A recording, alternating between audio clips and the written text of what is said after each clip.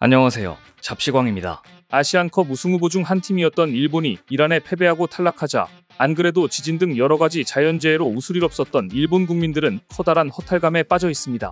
더구나 일본은 8강전에서 이란에 내내 이기고 있다가 막판에 어이없는 실점으로 충격의 역전패를 당했습니다. 후반 추가 시간 일본 박스 안에서 공이 떴고 이타쿠라와 토미야스 타케히로가 이 공을 처리하려는 과정에서 엉키고 말았습니다. 이때 이타쿠라가 공을 걷어내려고 뻗은 다리에 그만 이란의 호세인 카나니가 걸려 넘어졌고 이란의 페널티킥이 선언됐습니다. 이란은 이 기회를 놓치지 않았습니다. 마지막까지 최선을 다한 이란은 결국 승자가 되었고 우승후보 일본을 집으로 돌려보냈습니다. 일본은 유럽 하가질비하고 역대 최강이라 불린 팀이었지만 결국 체력이라는 기본기가 부족했던 일본은 경기 막바지 너무나도 허무하게 무너지고 말았습니다. 그리고 이제 일본인들은 패배의 책임을 뒤집어 씌울 원흉들을 찾아 공격하기 시작했습니다. 첫 번째 타깃은 물론 대표팀을 이끌었던 모리야스 감독입니다. 일본은 지금 감독의 용병수를 패배의 첫 번째 원인으로 꼽으며 그를 공격 중입니다. 가장 논란이 되는 것은 이타쿠라코가 교체되기에 충분할 정도로 부진했음에도 불구하고 왜 이타쿠를 계속 남겼냐 하는 점입니다. 이타쿠라는 경기 내내 빌드업이나 수비면에서 불안정한 모습을 보였습니다. 경합 상황에서 힘을 내지 못했고 쉽게 뒷공간을 허용했습니다. 결정적으로 페널티킥을 내주었고 전반전에 옐로카드도 받았습니다. 이타쿠라가 있는 오른쪽에서는 빌드업에서 결함이 보였습니다. 하지만 모리야스 감독은 이타쿠라를 교체하지 않았습니다. 비난이 이어지자 모리야스 감독은 자신이 이타쿠라를 교체하지 않은 이유는 수비보다 공격에서 교체 카드를 쓰기 위해서라고 직접 해명까지 했습니다. 공격으로 어떻게든 추진력을 올리기 위해 이타쿠라를 교체하지 않았다는 것입니다. 하지만 일본 매체들은 모리야스 감독의 해명이 설득력이 없다며 비난을 퍼붓고 있습니다. 게다가 이런 상황에 불을 붙는 최악의 하극상 논란까지 발생했습니다. 이란전 선취골 주인공인 모리타 히데마사가 공개적으로 모리야스 일본 축구대표팀 감독을 저격한 것입니다. 모리타는 선수들이 주어진 국면을 타개할 수 있도록 전략적인 컨셉에 대한 공유를 할 수 없었다. 결국 이라크전에서 노출된 약점을 부정할 수 없었다. 벤치에서 이런 조언을 해줬으면 하는 바람이 있었다. 라며 모리야스 감독의 무능을 질타하는 발언을 공개적으로 남겼습니다. 패배한 입장에서 언론이 비판은 충분히 있을 수 있습니다. 하지만 한솥밥을 먹은 대표팀 내부에서조차 감독을 공개적으로 비판한다는 것은 이미 대회 기간 내내 선수단과 코칭 스태프 사이에 내분이 있었다고 볼 수 있습니다. 경질 여론에 휩싸인 모리야스 감독에게 팀 내부 저격은 치명적입니다. 모리야스 감독은 결국 모든 것을 내려놓은 듯 덤덤하게 받아들였습니다. 모리야스 감독은 2월 5일 인터뷰를 통해 선수들이 상황을 타개할 수 있을 만큼의 전술적 컨셉 공유가 이루어지지 않았다고 밝혔는데요. 자신에 대한 모리타의 공개 저격을 직접 언급하며 비판을 수용했습니다. 두 번째 비난의 타깃은 결정적인 수비 실책을 한 수비수 이타쿠라입니다. 만일 이타쿠라가 경기 막바지에 페널티킥을 내주지 않았다면 일본은 연장전에서 다시 승기를 잡았을지도 모릅니다. 일본은 선제골로 산뜻하게 시작했지만 후반에 두 차례의 실책성 플레이로 실점을 허용하며 이란에게 패배하고 말았는데 모두 수비 실책에서 비롯되었습니다. 일본은 4-3-3 포메이션을 가동했고 이토히로키, 토미야스 타케히로, 이타쿠라코, 마이쿠 마세이야가 포백을 구성했습니다. 후반 내내 두 팀은 팽팽한 경기를 펼쳤지만 승부는 경기 종료 직전에 결정됐습니다. 후반 추가 시간 3분, 문전 앞에서 벌어진 혼전 상황에서 이란의 카나니가 공을 낚아챘고 수비수 이타쿠라가 카나니를 향한 성급한 태클로 파울을 범하며 페널티킥을 허용한 것입니다. 이란의 역전골 이후 모리야스 감독은 공격수 호소야마오, 아사노 타쿠마를 투입하며 마지막까지 동점을 노렸지만 경기는 그대로 종료됐습니다.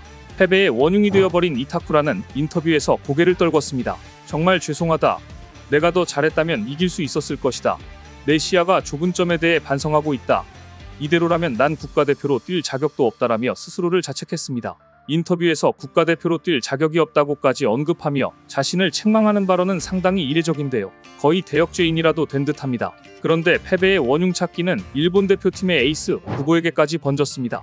올 시즌 물오른 기량으로 B클럽의 부회를 받았던 구보 다케우사는 경기장 안에서의 활약과는 별개로 인터뷰 때 했던 발언 때문에 비난을 받고 있습니다. 사실 구보 다케우사는 이란전에서 공격 지역에서 날카로운 움직임과 패스가 있긴 했지만 이게 마무리까지 이어지지는 않았습니다. 그런데 가만히 있으면 중간이 나갔을 텐데 5경기 한 골 도움 1개로 아시안컵을 마무리한 구보는 경기 직후 일본 매체 니칸 스포츠와의 인터뷰에서 이런 말을 했습니다. 어려운 시기에 이런 생각이 많이 들지만 이번 대회에선 이게 내 한계라고 생각한다. 할 수 있는 건 다 했기 때문에 특별히 반성할 부분은 없다. 반성할 사람을 찾고 있는 지금 특별히 반성할 부분이 없다니 일본 매체들은 이 부분을 물고 늘어졌습니다. 니칸 스포츠는 이 발언을 두고 구보는 다소 불쾌감을 주는 발언을 남겼다라고 지적했고 이 발언은 우승할 줄 알았는데 역전패라는 수모를 겪은 일본인들에게 좋은 먹잇감이 되고 말았습니다. 가뜩이나 일본인들이 감정이 좋지 않은 상황에서 이게 내 한계다, 반성할 부분은 없다라는 발언은 다소 무성의하게 들릴 수 있었고, 실제로 이번 아시안컵은 일본의 구보대 한국 이강인이 대결로 주목을 받았던 만큼 맹활약 중인 이강인이 더욱 돋보이는 결과가 되고 말았습니다. 그런데 구보의 인터뷰 태도가 논란이 된 건 이번이 처음이 아닙니다. 아시안컵을 앞두고 있던 지난 2월 스페인 매체와의 인터뷰에서 이런 말을 했던 겁니다. 리그 중에 아시안컵이 열리는 게 나로서는 아쉽다. 결국 나에게 돈을 주는 팀은 소시에다드다. 분명하다. 반면에 이런 토너먼트는 소집되면 의무적으로 참석해야 하기 때문에 가야 한다. 국가대표로 차출되기 싫다는 뜻이 분명히 느껴지는 발언이었습니다. 구보다케우사의 이런 발언은 손흥민의 발언과 비교되기에 충분했습니다. 한국이 8강전에서 호주를 상대로 극적인 2대1 역전승을 거둔 뒤 가진 인터뷰 자리였습니다. 이날 손흥민은 페널티킥을 유도했고 역전 프리킥까지 성공시키며 한국의 승리를 이끌었습니다. 이날은 특히 전후반 90분에다 연장전까지 무려 120분 동안 모든 걸 다 쏟아내서 지치고 힘들었을 텐데 손흥민은 이런 말을 했습니다. 축구 선수를 하면서 연장전을 이렇게 2번 연속 뛴 적이 한 번도 없었던 것 같다. 사실 생각한 것보다 힘들기보다는 이 상황을 정신력으로 이겨야 되는 게 토너먼트의 묘미라고 생각합니다. 나라를 위해서 뛰는 몸인데 힘들다는 건 어디까지나 가장 큰 핑계인 것 같습니다.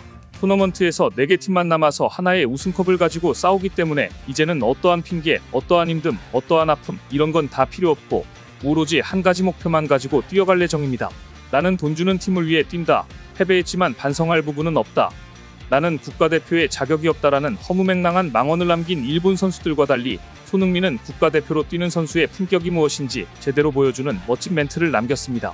일본은 지금 감독의 용병술 때문에 졌다. 수비수가 어이없는 실책을 범했다. 중국 심판 때문에 졌다 등등 패배의 원흉을 찾으려고 애쓰고 있지만 사실 진짜 이유는 그저 실력이 부족해서 패배한 것뿐입니다. 경기 내용을 전체적으로 보면 이번 이란전에서 심판 판정과 운은 오히려 일본이 더 좋았습니다. 이란과 일본의 한판 승부에서 일본이 명백하게 박스 안에서 핸들링을 범해도 골키퍼에게 걸려 공격수가 넘어져도 이란 선수에게 페널티킥은 선언되지 않았습니다. 하지만 이란은 끝까지 집념으로 뛰더니 누가 봐도 안 줄 수 없는 페널티킥을 후반 추가 시간에 얻어냈습니다. 이란은 일본과의 한판 승부에서 불리할 수 있었던 판정을 이겨내고 끝끝내 승자가 된 것이었습니다.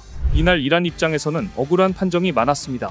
후반 24분 코너킥 이후 흘러나온 세컨볼을 이란의 쇼자칼리자데가 슈팅했고 이 슈팅은 박스 안에 있던 일본의 모리타 히데마사의 팔에 명백하게 맞았습니다. 하지만 VAR 판독도 하지 않고 넘어갔습니다. 이란 팬들 입장에서는 억울할 상황이었습니다. 후반 41분에는 이란의 공격수 아즈문이 박스 안에서 일본의 골키퍼의 팔에 걸려 넘어졌습니다.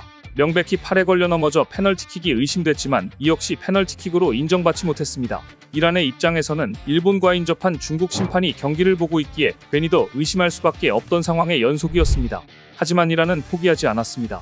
이란이 후반 추가 시간에 얻어낸 페널티킥은 누가 봐도 줄 수밖에 없는 상황이었고 결국 이란은 이 기회를 잡았습니다. 대회 전부터 강력한 우승 후보로 꼽히던 일본의 발목을 잡은 건 수비 실책이었습니다. 선제골로 산뜻하게 시작했지만 후반에 2차례의 실책성 플레이로 실점을 허용하며 이란에게 패배한 것입니다. 분명 경기 전반적으로 행운은 일본에 있었습니다. 그럼에도 결국 실력 때문에 졌다는 사실을 끝까지 인정하지 않는다면 일본 축구의 성장은 불가능할 것으로 보입니다. 오늘 준비한 소식은 여기까지입니다. 댓글을 통한 여러분들의 많은 의견 기다리겠습니다. 시청해주셔서 감사합니다.